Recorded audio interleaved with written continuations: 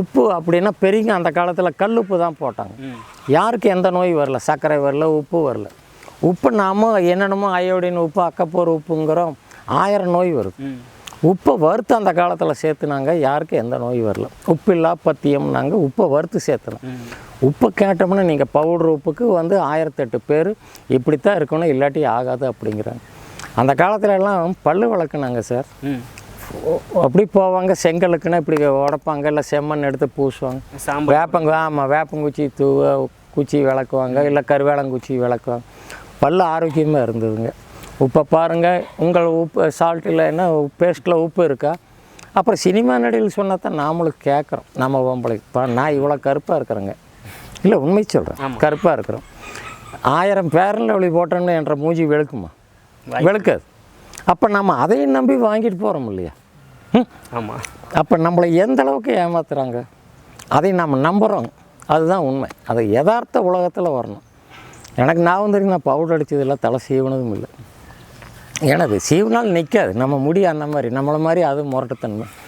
அதனால் அது இல்லை, பவுடரும் நம்ம அடிக்கிறது இல்லை. ஓகே, சரிங்களா? அதே மாதிரி பெண்கள் எல்லாம் வந்து முகப்புரு காயமான கில்லுனா அந்த காயமாகும், நல்லா சிகப்பாக இருப்பாங்க, பாவம் அசிங்கமாக இருக்கும். அப்புறம் அதுக்குன்னு அவங்க போவாங்க. அப்புறம் கல்யாணம் காட்சி போனால் பேசியலுங்க ஒரு நல்ல கனமாக பார்த்து பவுடரெல்லாம் ஏகமாக கழுத்தெல்லாம் போட்டுட்டு நடப்பாங்க. நாம் என்ன பண்ணால் நாட்டு மருந்து கடையில் தாண்டி காயின்னு இருக்கும், 1 ரூபா தான் அது காய். அந்த காயை வாங்கி சும்மா தண்ணி ஊற்றி உரைச்சி நைட்டு தூங்குறப்போ உங்களுக்கு முகப்புறம் எங்கே இருக்கோ ஏகமாக போட்டுட்டு நைட் போட்டுட்டு காலையில் கழுவு 3 நாள் போட்டோம்னா சுத்தமாக அந்த முகப்புரு கில்லுன காயமாகிறது, சின்ன சின்ன கொப்பளங்கள் முற்றிலும் குணமாகும். அதே வந்து தாண்டிக்காயின்னு இருக்கும், பெரிய வெங்காயம் சிறுசாக இருக்கும், ப்ரௌன் கலராக இருக்கும், 1 ரூபா. அந்த காயை புளி கரைச்ச தண்ணியில் உரைச்சி கருவளையம் மங்குன்னு சொல்லுவாங்க. கழுத்து கண்ணை சுற்றி இருக்கும். சில பேர்த்து கழுத்தில் இந்த கவரிங் நகையோ தங்க நகையோ சில பேர்த்துக்கு ஒத்துக்காது, கருப்பாகும். அதுக்கு அந்த புளித்தண்ணியில் உரைச்சி நைட்டு தூங்குறப்ப பூசிட்டு காலையில் கழுவிட்டோம் 4 நாள் போட்டால் கருவளையம் மங்கு குணமாகும். இதை பேசியல் கல்யாணத்துக்கு காட்சி போகணும், நம்ம அழகாக இருக்கணும் அப்படின்னு நினச்சோம்னா அதே அந்த தாண்டிக்காயை புளித்தண்ணியில் உரைச்சி ஒரு 1 ஹவர் 2 ஹவர் கழித்து மூஞ்சி கழுவிட்டு பாருங்கள், மூஞ்சி வெளுத்த மாதிரி உங்களுக்கு 1000 ரூபா 1500 எந்த ஒரு சைடு எஃபெக்ட்ஸுமே வராது.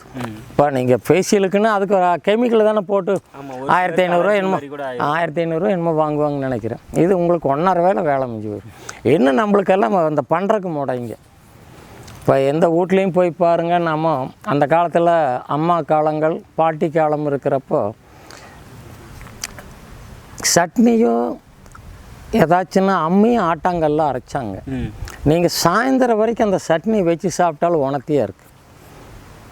நீங்கள் சாப்பிட்டுக்கிறீங்களா சட்னி? அந்த மாதிரி அம்மியில் அரைச்சது ஆட்டாங்கல்ல அரைச்சது சாப்பிட்ருக்கேன். ரைட். உப்பை நீங்கள் மிக்சியில் அரைச்சா 1 மணி நேரத்துக்கு மேலே கெட்டு போயிடும். வீட்டில் கேட்டு எங்காவது நீங்கள் அம்மியில் அரைங்க ஆட்டாங்கல் அரைங்கன்னு பொம்பளைட்டு சொல்லி பாருங்கள். ஒரே அப்படி சொன்னாலும் பரவாயில்லைங்க, 1 வாரத்தில் டைவர்ஸ் பண்ணிடுவோம்.